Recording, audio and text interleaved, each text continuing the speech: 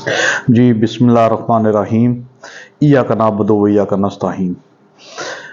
मेरे तमाम देखने और मेरे सुनने वाले सामाईन और नाजरीन को इंफॉर्मेशन एंड हिस्ट्री टीवी की तरफ से इमरान भट्टी का अस्सलाम वालेकुम। बिस्मिल्लाहिर्रहमानिर्रहीम।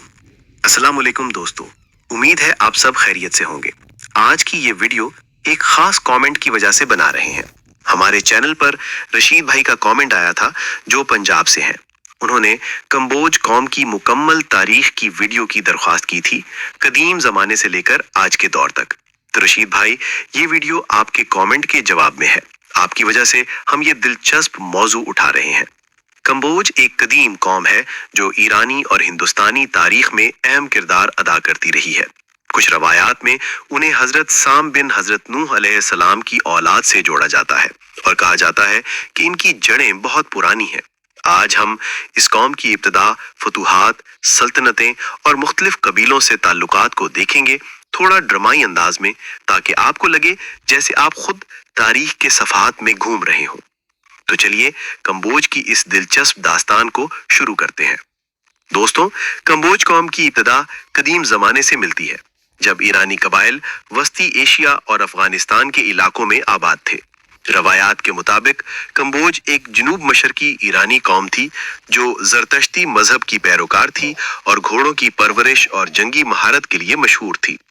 इनकी जड़ें हजरत नूह अलैहिस्सलाम के बेटे हजरत साम से निकलती हैं, जो सामी नस्ल की बुनियाद समझे जाते हैं।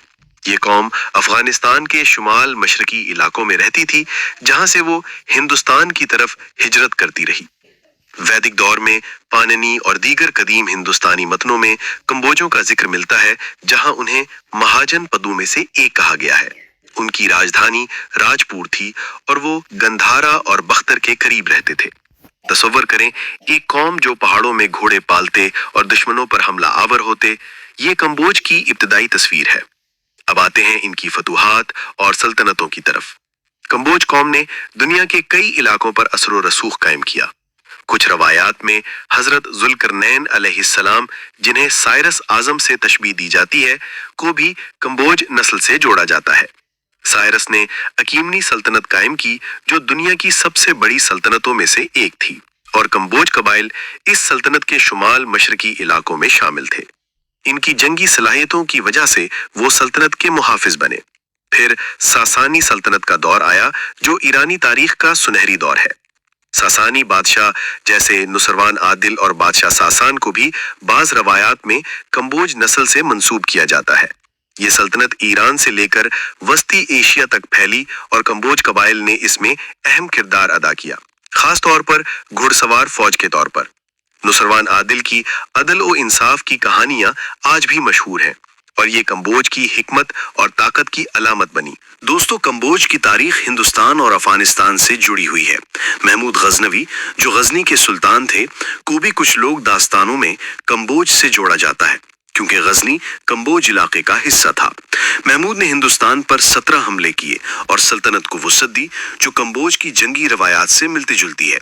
इसी तरह इमाम अबू हनीफा, जो फिका हनफी के बानी थे, की जड़ें भी वस्ती एशिया से मिलती हैं और बाज रवायात में उन्हें कंबोज नस्ल का हिस्सा कहा जाता है।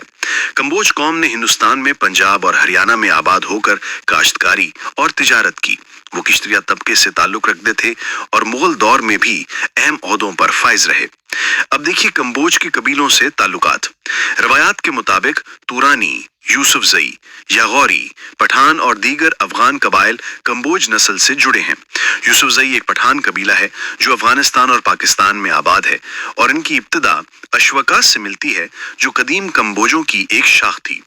अफगान लफ्ज भी अश्वकान से निकला है, जो कंबोज घुड़सवारों को कहा जाता था। ये कबाइल शमाल मगरबी हिंदुस्तान से हिजरत करके आए और सल्तनतों में शामिल हुए। कंबोज ने दुनिया की कई बड़ी सल्तनतों जैसे अकीमनी, सासानी غसानी और गजनवी में हिस्सा लिया और इनकी नस्ल आज भी हिंदुस्तान, पाकिस्तान और अफगानिस्तान में पाई जाती है।